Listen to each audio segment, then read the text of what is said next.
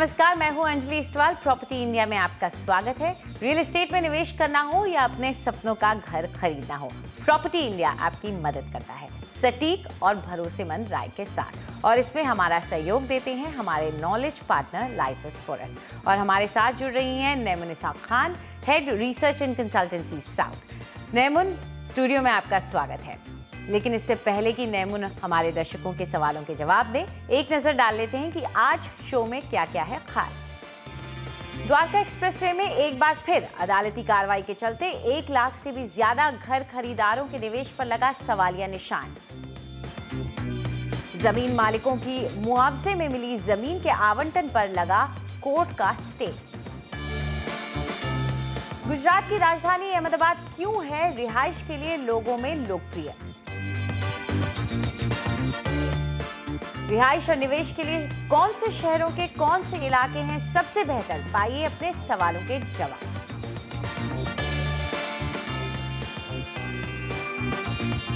– 2007 से लेकर आज तक द्वारका एक्सप्रेसवे ने कई उतार चढ़ाव देखे हैं। एक वक्त में दिल्ली के हर निवेशक की पहली पसंद बने इस इलाके में कीमतें आसमान छू रही थी, लेकिन फिर एक्सप्रेसवे में आई रुकावट ने इलाके की रफ्तार को थाम दिया। अब जब उम्मीद जागी थी कि शायद मुआवजे की लड़ाई का समाधान हो गया हो, तो फिर से खबर आ रही है कि अदालती कार्रवाई के चलते मुआवजे का विवाद सिर उठा रहा है। हमारी वरिष्ठ सहयोगी ओयनतम ओझा ने द्वारका एक्सप्रेसवे जाकर वहां पर मसले को जानने की कोशिश की। मैं यहाँ द्वारका एक्सप्रेसवे पर हूँ और मेरे साथ हैं होम बायर्स और रेसिडेंट्स जिन्होंने यहाँ पे प्रॉपर्टीज़ खरीदे हुए हैं।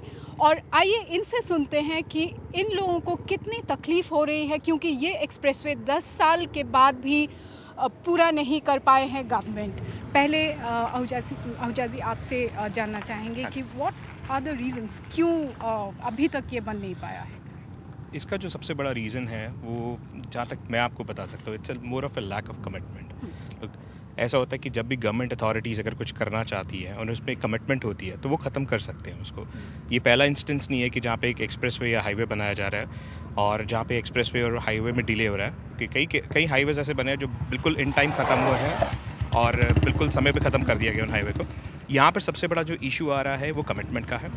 कमिटमेंट कहीं से भी नहीं आ रही है, ना national highway authority of India से कमिटमेंट आ रही है।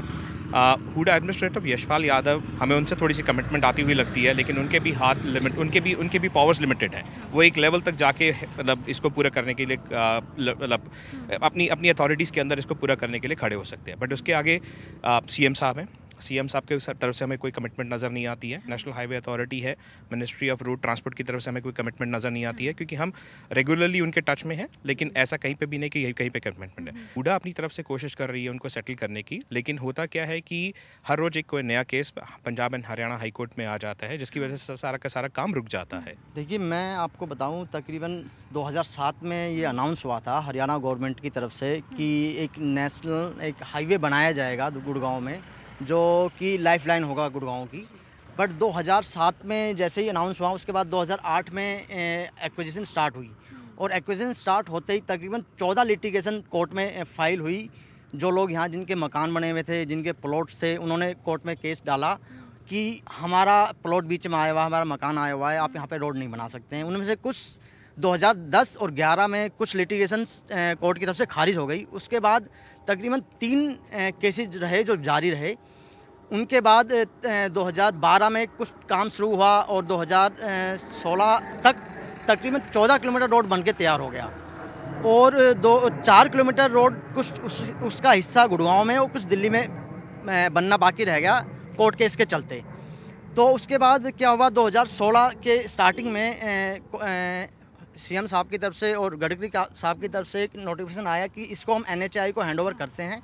बट 1 साल आज बीत जाने के बाद भी, एनएचआई को हैंडओवर होने के बाद भी आज ग्राउंड लेवल पे सिचुएशन है, आप देख सकते हैं कि यहाँ पे मिट्टी उड़ रही है, यहाँ पे रोड नाम की कोई चीज़ नहीं है और जो केसेस चल रहे हैं वो आज भी पूरी तरीके से खारिज नहीं हुए हैं। अभी भी कोर्ट में केस चल रहे हैं, जिनकी वजह से मुझे लगता है कि गवर्नमेंट की विल पावर नहीं है कोर्ट केस को खारिज करके रोड बनाने की। कई इस तरह के एलिमेंट्स हैं अनसोशल या वेस्टेड इंटरेस्ट जिनको कहें, जो कि इसमें बार बार कोर्ट का सहारा लेकर के इस प्रक्रिया को रोक देते हैं।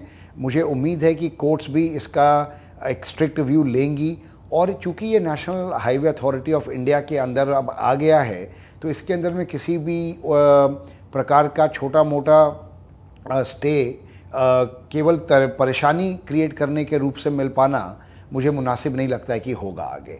सो हम लोग बहुत कॉन्फिडेंट हैं कि ये दिसंबर 17 तक में ये पूरी सड़क फर्स्ट क्लास रूप में चालू हो जाएगी। और वो जो रोड है पिछले 10 साल से कुछ लोगों के वजह से, जिन लोग इलीगल घरों में रह रहे हैं, हाँ मैं मानता हूँ कि जस्टिस हर एक के लिए होना चाहिए, लेकिन वो जो ब्रॉडर हमारा मतलब जो नंबर ऑफ पीपल हैं उनके बारे में भी, जस्टिस के बारे में भी सोचना चाहिए।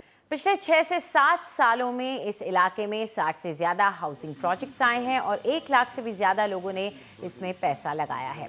इनमें से कई प्रोजेक्ट्स बनकर तैयार खड़े हैं, लेकिन लोग इनमें रहने से हिचकिचा रहे हैं और इसके पीछे वजह है यहाँ पर बुनियादी सुविधाओं की कमी। ऐसे में ये नई रुकावट लोगों के लिए एक नया सिरदर्द है। खैर, आगे बढ़ते हैं, हमारे पहले कॉलर को ऑनलाइन ले लेते हैं। हमारे साथ सबसे पहले हैं इक्षित छाबड़ा। पूछिए इक्षित, क्या सवाल है आपका? Ma'am, I want to buy a property for investment purpose and my budget is around 25 to 45 lakhs. Ji. And basically my main motive to buy this property is purely for the objective of rental income. Ji. And I'm open to any location in Delhi as well as NCR. जरूर। तो नेमुन, इलाके ये आप पर छोड़ रहे हैं कि कौन सा इलाका आप इनके लिए चुनकर लाएंगे, क्योंकि बजट इन्होंने अपना बता दिया और ये बता दिया है कि इनको रेंटल इनकम में ज़्यादा दिलचस्पी है। जी बिल्कुल, आई थिंक अंजलि, इन्होंने जो ईमेल लिखा था उन्होंने भोपुरा का लोकेशन भी सजेस्ट किया था अपनी ओर से, और उन्होंने शायद एक प्रोजेक्ट भी सेलेक्ट किया था, तो हमने उससे भी इवैल्यूएट किया है। खैर, मैं आपको आपके लोकेशंस की चॉइसेस बता दूं। देखिए, अगर आप गाज़ियाबाद की ओर देखना चाहें तो आई थिंक इंदिरापुरम, वसुंधरा, ये वाले जो इलाके हैं ये अच्छे हो सकते हैं आपके लिए, लेकिन ये शायद आपके बजट में ना बैठे। और आपके बजट को ध्यान में रखते हुए I think Rajnagar extension, NH24 और भोपुरा जो इलाका आपने चूज़ किया है, ये तीनों भी लोकेशंस अच्छे हो सकते हैं।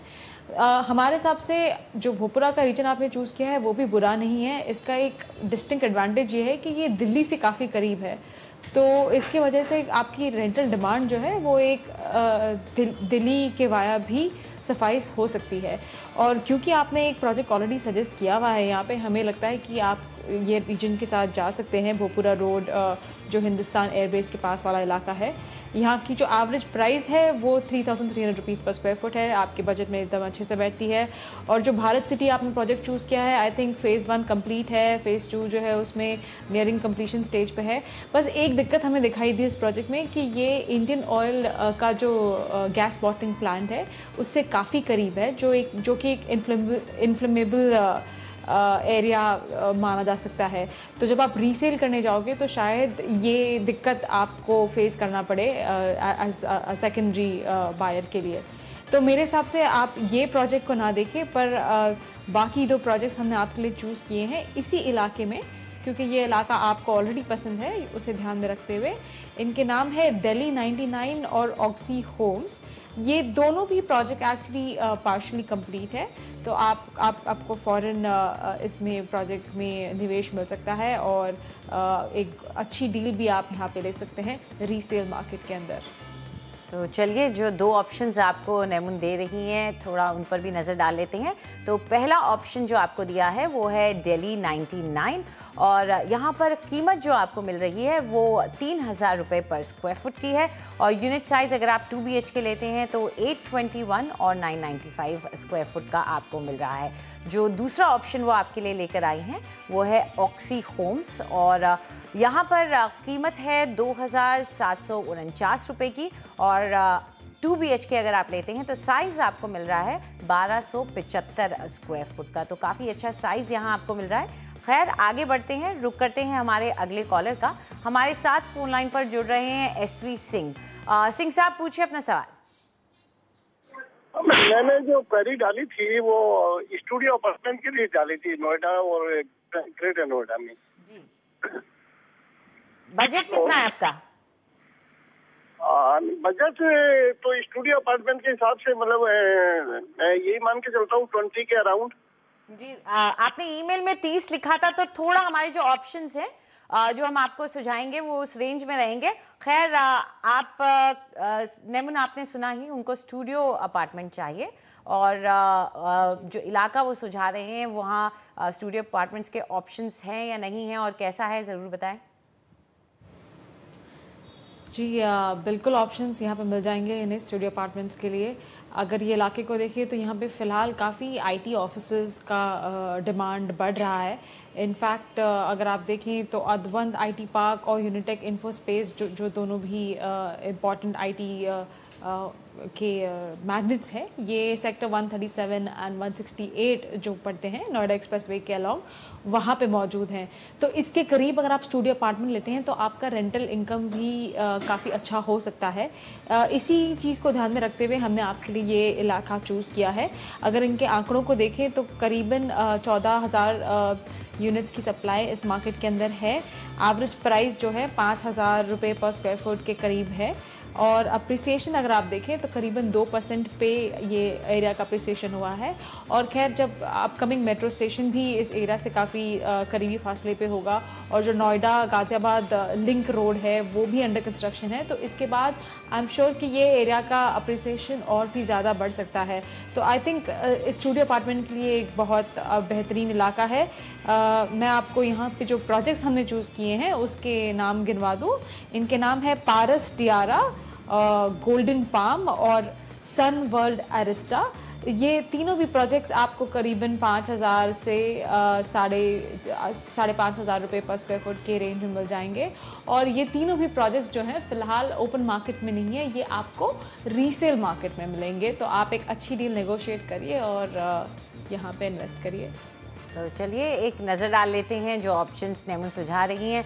पहला जो है वो है पारस टिएरा और यहाँ पर जैसा कीमत आपको बता ही रहे थे कि 5,500 से 6,000 के बीच में है और ये ऑल इंक्लूसिव प्राइस है। ये एक अच्छी बात है। यूनिट साइज़ आपको 1 BHK में मिल रहा है 450 स्क्वायर फुट का। जो दूसरा ऑप्शन वो आपके लिए लेकर आए हैं वो है गोल्डन पाम और यहाँ पर कीमत है 5,500 रुपये पर स्क्वायर फुट की। और दूसरा आपको यहाँ जो साइज़ मिल रहा है 1 BHK का वो 506 स्क्वायर फुट का मिल रहा है। और एक और ऑप्शन वो आपके लिए लेकर आई हैं और वो है सन वर्ल्ड एरिस्टा और यहाँ पर कीमत है 5,500 रुपये पर स्क्वायर फुट की और साइज़ 1 BHK का जो आपको मिल रहा है वो 685 स्क्वायर फुट का मिल रहा है। तो ये तीन ऑप्शंस आपके पास हैं।